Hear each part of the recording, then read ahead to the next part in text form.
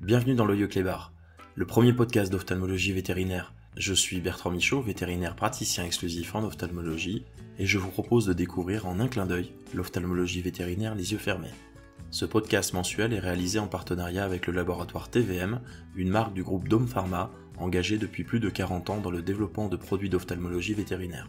Nous les remercions pour leur soutien logistique et la totale liberté de contenu qu'ils nous ont offert. Bonjour à tous et à toutes. Aujourd'hui, nous allons parler des lunettes pour votre chien. J'ai le plaisir de rencontrer le docteur Isabelle Guéréchi. Isabelle est diplômée de l'école vétérinaire de Nantes. Elle a plusieurs diplômes en ophtalmologie et elle exerce à Lambersart dans la banlieue lilloise. Depuis 2019, elle travaille dans une clinique consacrée à l'ophtalmologie vétérinaire qui s'appelle Vetvision. Bonjour Isabelle. Bonjour Bertrand. Est-ce que tu vas bien aujourd'hui ? Écoute, super. Et toi ? Bah écoute, ça va. Je te remercie en tout cas d'avoir accepté mon invitation pour rejoindre le podcast de l'Œil Clébar, en fait, donc un podcast destiné aux propriétaires d'animaux, mais également aux vétérinaires intéressés par l'ophtalmologie. Aujourd'hui, on va parler des lunettes pour les animaux. Avant de parler du sujet qui nous attire aujourd'hui, est-ce que tu pourrais me dire, toi, pourquoi est-ce que tu as décidé de faire de l'ophtalmologie particulièrement ? Alors, l'ophtalmologie, c'est une spécialité qui est passionnante parce que c'est un peu un pléonasme, mais c'est visuel et c'est beau, en fait. C'est hyper esthétique. Ça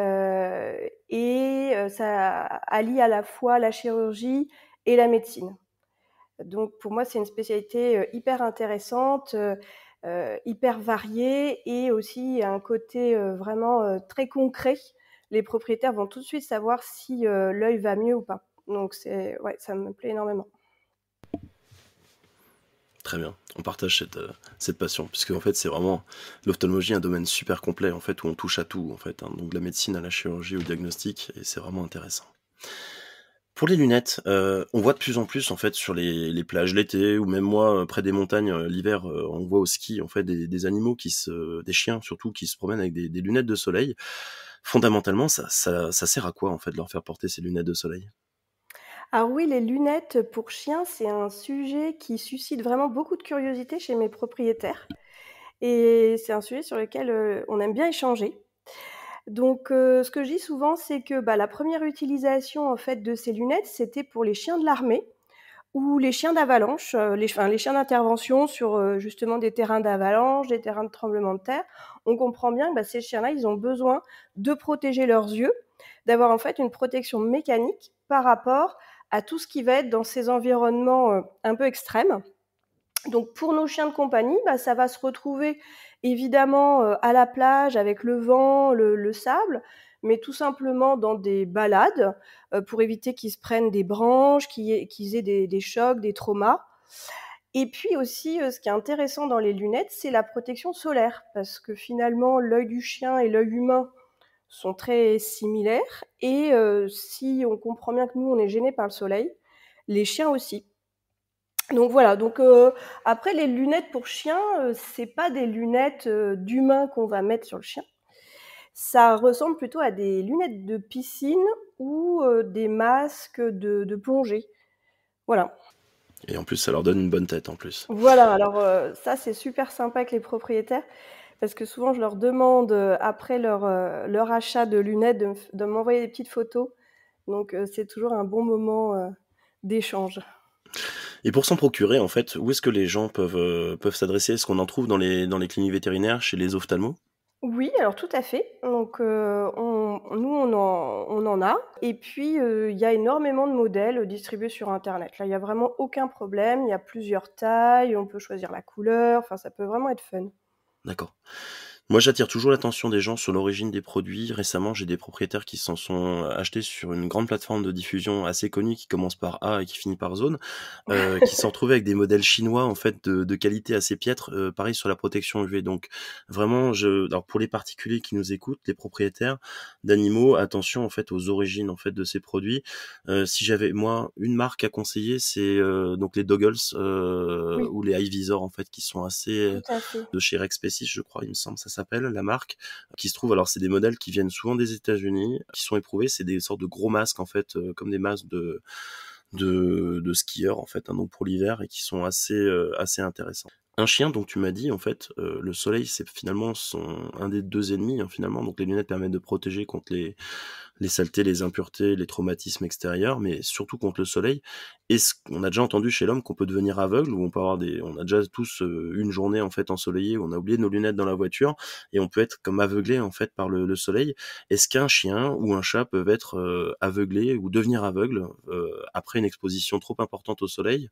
Alors oui, bah, c'est vrai, c'est une question intéressante. C'est vrai que les animaux ont aussi une sensibilité au soleil et le soleil peut faire des dégâts sur l'œil, notamment, bah, s'il y a beaucoup de réverbération, donc dans des conditions, de neige ou de mer, sur un bateau par exemple et bah, toutes les structures de l'œil peuvent être concernées par ces dégâts. Donc on peut avoir des dégâts aussi bien sur la cornée, sur le cristallin. Parfois on peut, voir apparaître plus facilement des cataractes sur des chiens qui auraient été exposés au soleil. Et puis des problèmes aussi plus pointus, plus dramatiques sur la rétine avec des dégénérescences de rétine. Donc oui, effectivement, on peut avoir des soucis.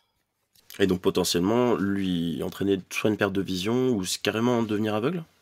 Alors j'ai jamais eu le cas, moi, en pratique, mais on peut l'imaginer. Je sais pas si tu as eu le cas, toi, Bertrand? Non, personnellement non, mais c'est rapporté dans la littérature des expositions vraiment prolongées, sur des animaux, surtout sur la neige et cetera, en fait, qui pouvaient soit créer des lésions, en fait, oculaires qui entraînent une perte de vision, soit éventuellement avoir accélérer, en fait, certaines pathologies préexistantes comme des cataractes qui vont être, accélérées, en fait, par le rayonnement UV. On connaît un peu ces effets des rayonnements ionisants, en fait, hein, sur l'organisme, qui vont accélérer les vieillissements des cellules. Mais effectivement, ça peut avoir ce genre de conséquences. Mais justement, j'en viens de poser cette question. Est-ce que, parce qu'on parle du chien, mais est-ce que par exemple chez le chat, au niveau de son œil ou des annexes, tu as des choses qui peuvent être, ou des lésions qui peuvent être accélérées par le soleil et quel conseil tu peux donner aux propriétaires de chats justement qui peut être exposé au soleil particulièrement? Oui, alors c'est vrai on parle beaucoup du chien, mais le chat est concerné aussi et notamment le chat blanc qui, ça c'est vraiment une entité connue avec les épithéliomas spinocellulaires, c'est-à-dire que pour les propriétaires qui nous écoutent, c'est un peu un gros mot, mais c'est tout simplement des cancers, de la peau au niveau des paupières, au niveau aussi des oreilles, les endroits où en fait il y a assez peu de poils pour protéger et sur les zones blanches, effectivement, on peut avoir des problèmes de ce type qui peuvent être très handicapants pour les animaux. Ça, c'est chez le chat. Après, chez le chien, bah, c'est vrai que le soleil et la chaleur peuvent aggraver des maladies préexistantes. Donc, je pense notamment à l'insuffisance lacrymale avec des kératites chroniques sèches, donc des problèmes de cornée, qui vont être majorés, aggravés par le soleil et la chaleur, parce que tout simplement, les larmes qui sont déjà peu présentes vont connaître une évaporation encore plus importante. Donc là, effectivement, le port des lunettes peut être vraiment une aide. Et puis aussi, une entité assez connue chez le berger allemand. Là, pareil, c'est une kératite superficielle chronique, mais là, il s'agit de poussées inflammatoires où là, elles vont être directement déclenchées par le soleil et on peut vraiment avoir des poussées de cette maladie qui sont très handicapantes pour les chiens. Donc là, encore une fois, je conseille vraiment des lunettes notamment pour l'été. Et cette kératite superficielle chronique, ça ne touche que le berger allemand ou il y a d'autres chiens qui peuvent être Alors touchés? non, c'est toutes les races apparentées en fait au berger allemand. Donc on va D'accord. retrouver ça chez pas mal de races bergers, effectivement. Et nous, enfin moi, j'en retrouve vraiment pas mal en fait par rapport à la proximité des montagnes, vu que plus on monte en altitude et plus il y a de rayonnement UV en fait, et on a vraiment des effets de poussée saisonnière. C'est-à-dire fréquemment au printemps et à l'automne, on va se retrouver avec des animaux qui ont un peu comme les fluxions périodiques avec les uvites et équines. On a des animaux qui sont particulièrement sensibles à ces périodes-là. Ah oui, oui, ouais. Ouais, j'en ai eu encore un hier, effectivement, avec vraiment une grosse poussée qui le rendait, avec l'infiltration inflammatoire de la cornée qui l'a rendu quasiment aveugle d'un œil, là, sur une grosse poussée Mhm. de printemps. Ouais. Et c'est vrai que du coup, les lunettes rentrent vraiment en grande partie dans le traitement. Alors, on parlait du chat avec l'exposition aux UV tout à l'heure, en fait, qui peut accélérer en fait ces carcinomes épidermoïdes cutanés. T'as déjà essayé de mettre des lunettes sur un chat? Non, j'ai jamais essayé. Je pense pas que ça marche très bien. Je pense pas que ça marche. Donc là, du coup, c'est plutôt écran total, écran solaire, voilà, essayer de pas faire sortir le chat tout simplement quand il va au moment des plus fortes expositions solaires, donc aux Mmh. horaires les plus embêtants. D'accord. Et puis oui, crème solaire et ouais. Mmh. Moi, j'utilise fréquemment en fait le stick à lèvres. Je trouve Ah oui. l'utilisation est assez pratique en fait au niveau des muqueuses, puisqu'en fait la crème solaire, le risque c'est d'en mettre un petit peu dans l'œil. C'est pas très gênant, mais on a peut-être tous déjà eu de la crème solaire dans l'œil, c'est pas très agréable. Non. Avec une limitation, il faut bien réserver le stick à lèvres à l'usage du chat. Moi, j'ai déjà eu ma fille qui est malheureusement a pris le stick à lèvres du chat en fait et s'est retrouvée avec des poils plein la bouche. Effectivement, mais non, on le dira jamais assez. Si vous êtes propriétaire d'animal à robe claire, en fait, surtout les chats, essayez de les badigeonner en fait un petit peu avec ces sticks à lèvres. Il y a même des produits vétérinaires qui sont sortis, des crèmes solaires vétérinaires qui sont sortis assez récemment. J'ai pas testé personnellement, mais donc voilà, parce que essayer d'empêcher un chat d'aller se mettre au soleil, c'est des fois assez délicat, et leur mettre des lunettes encore plus. C'est ça. Au-delà de ces maladies en fait qui sont influencées par les rayonnements ultraviolets, on va reparler un petit peu des lunettes. Moi, j'ai souvent des propriétaires qui, en sortie de chirurgie de paupières ou chirurgie oculaire, me demandent pourquoi est-ce qu'on est encore obligé de mettre des collerettes. Est-ce qu'on pourrait pas leur mettre des lunettes à la place en fait aux animaux qu'on opère? Ah oui, ça c'est vraiment une question, très fréquente de mes propriétaires aussi, parce que c'est vrai que la collerette, pour les chiens comme pour les propriétaires, c'est vraiment, pas drôle. Alors moi, dans ma pratique, j'avoue que la collerette reste quand même indispensable, c'est-à-dire que je donne toujours une collerette. Mais après, on peut quand même se servir des lunettes un petit peu au cas par cas. C'est-à-dire que, par exemple, on peut faire, des «pauses» entre guillemets de collerette quand, l'animal est en balade à l'extérieur, et là on peut utiliser les lunettes. Ça peut être une alternative, donc de dire intérieur collerette, extérieur lunettes, et puis bien sûr en l'absence des propriétaires, collerette, parce que c'est quand même plus sûr. Ce qui est important avec les lunettes, ce que ça peut apporter de plus, c'est quand même la protection solaire, donc ça peut être intéressant aussi à utiliser, notamment après les chirurgies de cornée ou de cataracte. Par contre, la limite que je fais sur l'utilisation des lunettes en post-opératoire, c'est par exemple pour les chirurgies palpébrales, où là, la lunette va quand même générer une certaine humidité et c'est pas idéal pour la cicatrisation cutanée. Donc là, j'utilise pas. Mais après, c'est vrai que ça peut être une aide. Voilà. Mais remplacer complètement, moi, dans ma pratique, non, je garde quand même toujours une collerette. Ouais, je raisonne un peu comme toi. Pour moi, c'est plus une association plutôt qu'une protection unique en fait qui permettait de protéger. J'ai récemment moi utilisé un système c'est des systèmes de visière en fait. Malheureusement, ça vient d'assez loin, ça vient du Brésil, les produits que j'ai pu trouver. Est-ce que toi tu as déjà utilisé système de visière de protection? Non, non, j'ai jamais eu l'occasion, non, pas pour l'instant. Donc c'est des dispositifs qui ressemblent un peu aux protections qu'on utilise quand on va aller tailler une haie ou choses comme ça, qui évitent les projections, qui a gros avantage de ne pas gêner le chien pour s'alimenter, puisque finalement c'est la plus grosse problématique en fait des propriétaires lorsqu'ils sortent, leur animal sort de chirurgie oculaire ou même d'autres chirurgies, c'est avec une collerette comment est-ce qu'il va se débrouiller pour manger. Et sur des races qu'on voit fréquemment, comme les brachycéphales, donc toutes les races à museau court, ça peut être un problème. Donc les systèmes de visière sont assez intéressants puisqu'ils n'entravent pas la bouche en fait, et l'animal peut vivre normalement, avec un petit frein quand même, qui est l'application des traitements, qui est un petit peu délicate, puisqu'il faut enlever la visière à chaque fois qu'on veut mettre le traitement. Donc voilà, donc il n'y a pas de système parfait, et la collerette reste quand même finalement une des meilleures protections. Je rebondis là-dessus. Donc on a parlé essentiellement en fait des lunettes dans leur rôle de protection solaire, de protection après des interventions, mais fondamentalement aujourd'hui les gens, s'ils écoutent ce podcast, c'est aussi un petit peu parce qu'ils se posent la question des lunettes pour mon chien, à quoi ça va lui servir? Est-ce que nos animaux comme nous portent ou peuvent porter des lunettes parce qu'ils vont avoir ce qu'on appelle les amétropies, des troubles de vision, est-ce qu'ils peuvent être myopes, est-ce qu'ils peuvent être presbytes avec l'âge? Alors, la myopie et la presbytie, ça rentre dans ce qu'on appelle les troubles réfractifs. Donc, pour expliquer, c'est quand l'image de l'objet observé va se retrouver, soit en avant, soit en arrière, de la rétine, et ça engendre une vision floue. Donc ça, c'est très connu chez l'homme. Par contre, chez le chien, c'est des troubles qui sont plutôt rares. Donc, dans la littérature, on peut retrouver quelques études, notamment une étude qui va retrouver des myopies juvéniles, en fait, chez certaines races de chiens, comme le berger allemand, le rottweiler ou le schnauzer, mais c'est assez peu décrit. Et en plus, on ne sait pas si cette myopie pose un réel problème de vision. On est vraiment en droit de se demander si c'est un véritable handicap pour les chiens concernés. Et fondamentalement, comment est-ce qu'on peut faire pour apprécier finalement la vision de son animal? Parce que nous, quand on va chez l'ophtalmo, il nous fait lire des lettres de différentes tailles, il nous fait regarder des couleurs, il y a des tests aussi pour le daltonisme. Est-ce qu'on a ce même genre de choses aussi chez le vétérinaire ophtalmo? Alors, jusqu'à présent, on n'arrive pas à faire lire les lettres, aux chiens. Mais il y a quand même, comme chez les jeunes enfants finalement, des appareils qui existent et je pense notamment à la réfractométrie qui, est un appareil qui va mesurer en fait les rayons de courbure entre la cornée et le cristallin et qui permet justement de, déterminer la vision du chien. Donc ça peut être intéressant et c'est vrai que techniquement, on pourrait, envisager, heu, des lunettes de correction par ce biais-là. Oui, D'accord.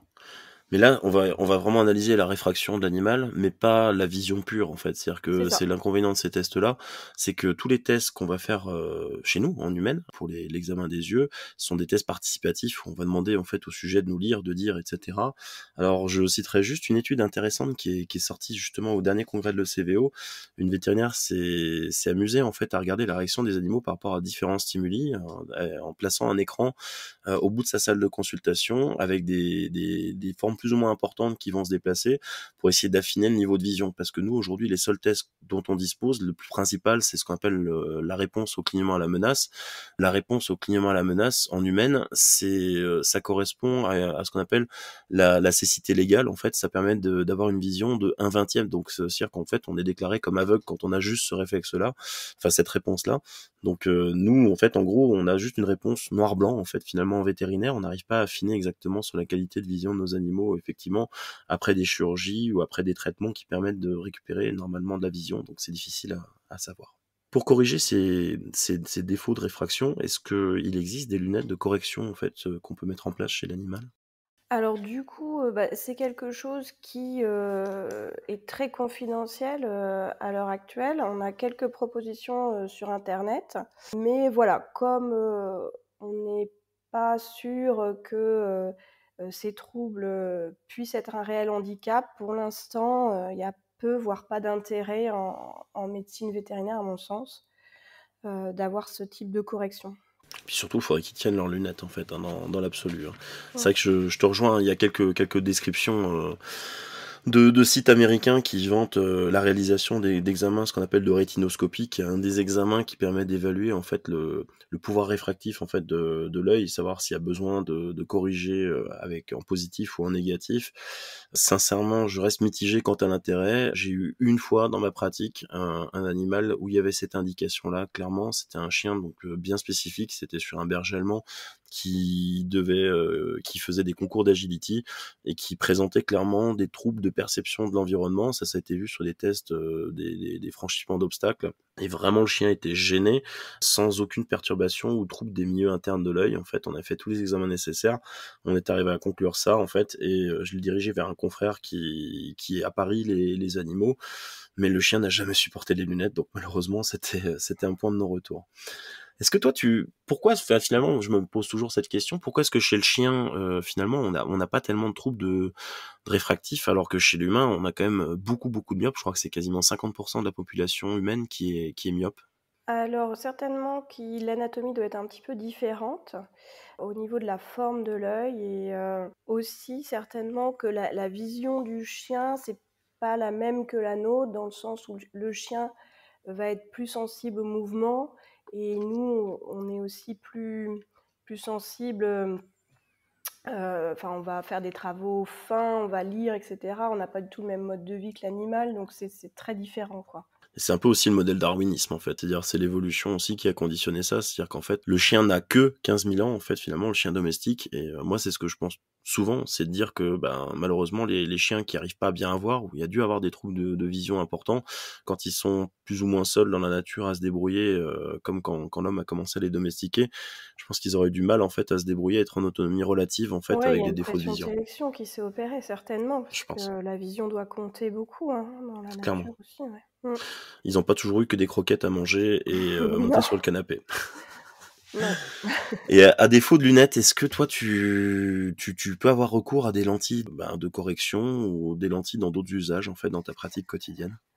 Alors, bah, les lentilles de correction, bah, non, dans la même façon que les lunettes correctrices, en fait. Pas ou peu d'intérêt à mon sens, hein, comme pour toi. Par contre, dans ma pratique, j'utilise des lentilles résorbables qui sont là pour favoriser la cicatrisation de la cornée, notamment après des chirurgies ou lors d'ulcères superficiels. Donc, c'est une petite lentille qu'on va venir placer sur l'œil, qui va adhérer pendant à peu près 3 jours sur l'œil et puis qui va se dissoudre progressivement et qui va vraiment faire une barrière protectrice. Donc là, on voit que l'animal vraiment a un bon confort visuel immédiatement après la pose de cette lentille et ça va permettre, voilà, dans les premières heures et les premiers jours post-opératoires, vraiment de lui apporter du confort. Donc ça, c'est vraiment intéressant. Et ces lentilles, tu disais, en fait, elles sont résorbables, c'est-à-dire qu'en fait, elles se désagrègent d'elles-mêmes? Oui, c'est-à-dire qu'en fait, elles vont, en fait, il s'agit d'un film de collagène issu des bovins et ce film, en fait, il va se il avec des enzymes, en fait, qui réagissent avec, avec l'eau et les collyres et ça va se dissoudre, en fait. D'accord. Et donc ça va aider à la cicatrisation, protéger l'œil. Un gros avantage quand même pour l'animal, c'est qu'il va ressortir de chirurgies qui peuvent être douloureuses pour l'œil sans quasiment aucune douleur, en fait. Ça aide vraiment beaucoup. Quand on OK. voit, quand on fait vraiment le comparatif, on a un animal qui a quasiment l'œil ouvert tout le temps, qui est beaucoup mieux, qui est moins sensible à la lumière aussi, enfin, ouais, D'accord, donc plus de confort. c'est ça.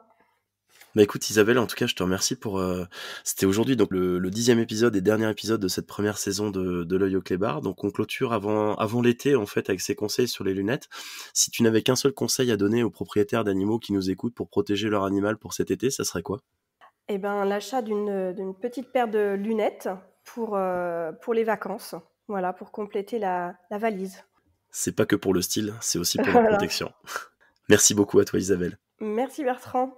Je rappelle aux auditeurs que vous pouvez retrouver Isabelle Guéréchi au cabinet vétérinaire Vetvision à Lambersart, donc dans la banlieue lilloise. Donc que ce soit pour les propriétaires si vous avez des problèmes d'ophtalmologie pour vos animaux ou les vétérinaires de la région si vous souhaitez adresser vos cas en référé.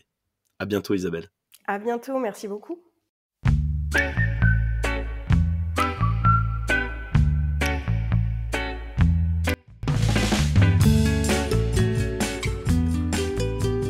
Aujourd'hui, avec le docteur Isabelle Guéréchi, on a parlé des lunettes pour vos animaux. Comme chez l'homme, des lunettes de protection existent pour les chiens.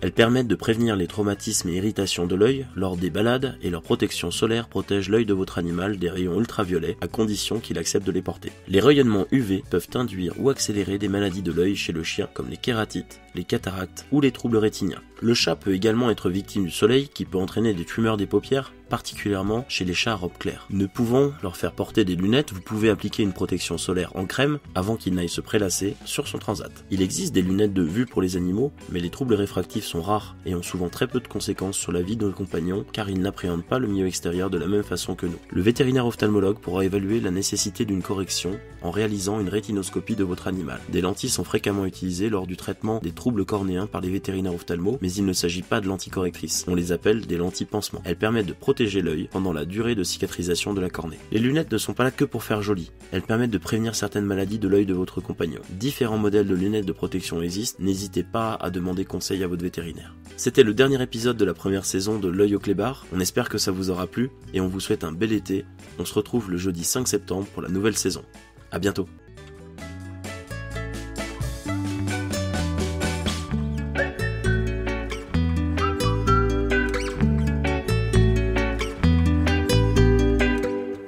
Pour être sûr de ne pas rater les prochains épisodes de L'Œil au clébard, pensez à vous abonner sur votre plateforme d'écoute et pour aller encore plus loin, rendez-vous sur visionanimal.fr.